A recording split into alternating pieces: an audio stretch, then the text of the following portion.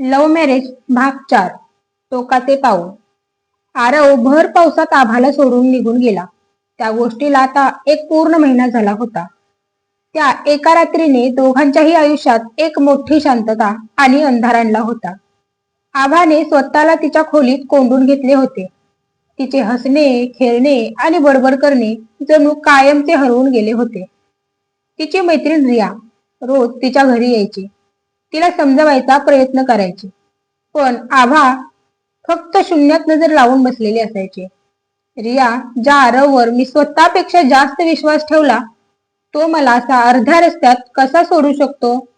आभा रडत रडत नेहमी हाच प्रश्न विचारायचे. दुसरीकडे आरवची अवस्था ही काही वेगळी नव्हती. तो आभाला विसरण्यासाठी रात्रंदिवस ऑफिसमध्ये काम करत होता.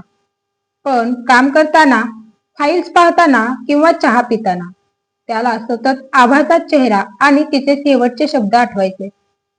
आरवच्या आईला त्याच्या चेहऱ्यावरील उदासपणा समजत होता, पण बाबांच्या भीतीने तीही काही बोलू शकत नव्हती. आरवने रात्री जेवणेही सोडून दिले होते. त्याचे वजन कमी झाले. त्याच्या डोळ्याखाली काळी वर्तुळे आली होती. दोन्ही घरांमध्ये आता एक अजब शांतता होती. पण ही शांतता कोणत्याही मोठ्या वादळापूर्वीची नांदी वाटत होती.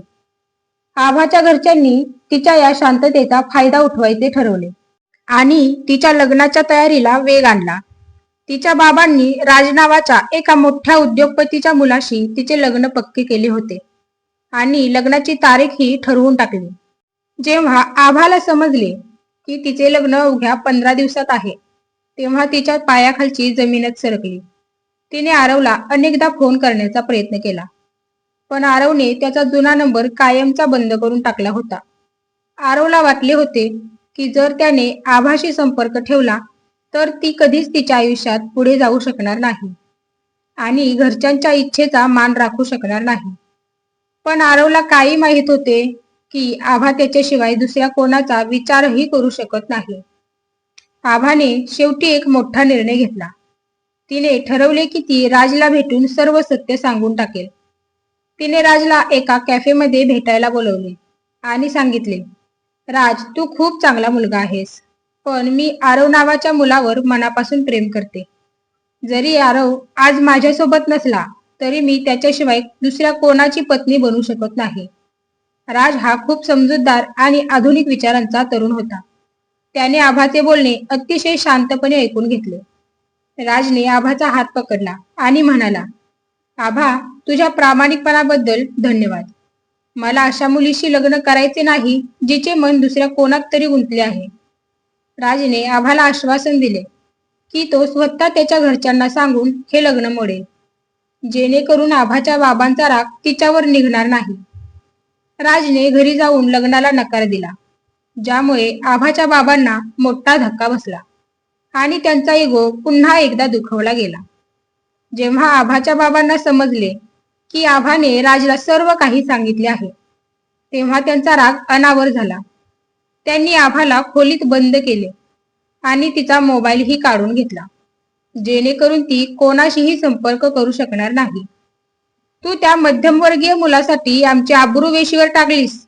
आता मी तुझे लग्न अशा ठिकाणी लावीन जिथे तुला रडायलाही जागा मिळणार नाही, तिचे बाबा ओरडले. आभा खोलीत बसून देवाकडे प्रार्थना करत होती की आरवला कुठून तरी ही माहिती कळावी आणि त्याने तिला वाचवावे. त्याच वेळी आरवच्या ऑफिसमध्ये त्याच्या एका कॉलेजच्या मित्राने म्हणजे रोहितने त्याला गाठले आणि आभाच्या घरातील या सर्व परिस्थितीची कल्पना दिली. आरव, तू कोणत्या भ्रमात जगत आहेस? आभा तिथे मरत आहे आणि तू इथे कॅम्प्युटर समोर बसून काय करतोयस? रोहित आरववर ओरडला. रोहितचे ते शब्द ऐकून आरव जणू झोपेतून जागे झाल्यासारखा दचकला. त्याला स्वतःच्या चुकीची जाणीव झाली. त्याला समजले की आभाला एकटे सोडून त्याने किती मोठी चूक केली होती. कारण खरे प्रेम संघर्षातून पळून जाण्यात नसते, तर एकत्र सामोरे जाण्यात असते. नाही, मी आभाला असे कोणाचेही आयुष्य उद्ध्वस्त करून देणार नाही. मी तिला आणायला जाणारच, आरव कडक आवाजात म्हणाला. आरवने लगेचच ऑफिसमधून सुट्टी घेतली आणि तो थेट त्याच्या घरी गेला. आज त्याच्या डोळ्यात एक वेगळीच हिंमत होती. त्याने त्याच्या बाबांच्या समोर उभे राहून सांगितले, बाबा, आजपर्यंत मी तुमचे प्रत्येक बोलणे ऐकले. तुमच्या इच्छेनुसार अभ्यास केला आणि नोकरीही केली. पण आज मी माझ्या आयुष्यातील सर्वात मोठा निर्णय घेणार आहे. मी आभाला आणायला जात आहे, कारण तिच्याशिवाय माझे जगणे अशक्य आहे.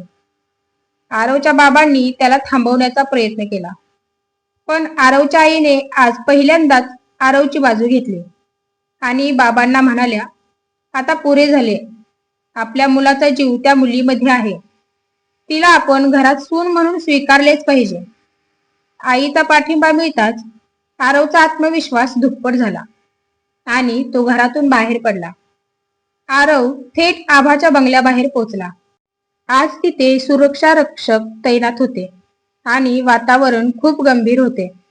आरवने मागच्या बाजूने कॉलेजच्या दिवसांत जशी गच्चीवर चढायची सवय होती, तसा पाईपच्या साह्याने आभाच्या खोलीच्या खिडकीजवळ पोहोचण्याचा प्रयत्न केला. आभा खोलीत रडत बसली होती. तेवढ्यात तिला खिडकीवर काहीतरी आवाज आला आणि तिने वळून पाहिले. खिडकीत आरवला पाहताच तिच्या डोळ्यांवर विश्वास बसत नव्हता. तिने धावत जाऊन खिडकी उघडली आणि आरवला घट्ट मिठी मारली. आरवने तिचे अश्रू पुसले आणि म्हणाला, सॉरी आभा, मला माफ कर. मी खूप मोठा मूर्ख होतो जो तुला सोडून गेलो होतो. पण आता मी तुला कधीच सोडणार नाही. आपण आत्ताच इथून निघणार आहोत आणि आपले लव्ह मॅरेज कोर्टात करणार आहोत.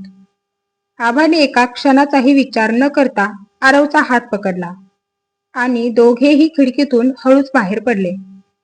आरवच्या मित्राने रोहितने खाली गाडी तयार ठेवली होती. दोघेही गाडीत बसले आणि तिथून थेट कोर्टाच्या दिशेने रवाना झाले. आभाच्या बाबांना जेव्हा समजले की आभा पळून गेली आहे, तेव्हा त्यांनी पोलिसात तक्रार करण्याची धमकी दिली. पण आता खूप उशीर झाला होता. कोर्टात पोहोचून आरव आणि आभाने वकिलाच्या मदतीने सर्व कायदेशीर कागदपत्रे पूर्ण केली आणि एकमेकांच्या गळ्यात वरमाळा घातली. 2 वर्षांचा तो प्रवास, तो कॅन्टीन मधला कॅफेचा प्रसंग, तो लायब्ररीचा कोपरा आणि तो कौटुंबिक संघर्ष, या सर्व गोष्टी आज एका सुंदर लव्ह मॅरेजच्या बंधनात बदलल्या होत्या. पुढील भागात आपण बघू, लव्ह मॅरेज तर झाले, पण आता संसार सुरू करताना कोणती नवीन आव्हाने येणार? आभाचे बाबा त्यांना माफ करतील का? की आरव आणि आभाला स्वतःचे नवीन जग शून्यातून उभे करावे लागणार? जाणून घेण्यासाठी पुढील भाग नक्की वाचा. धन्यवाद.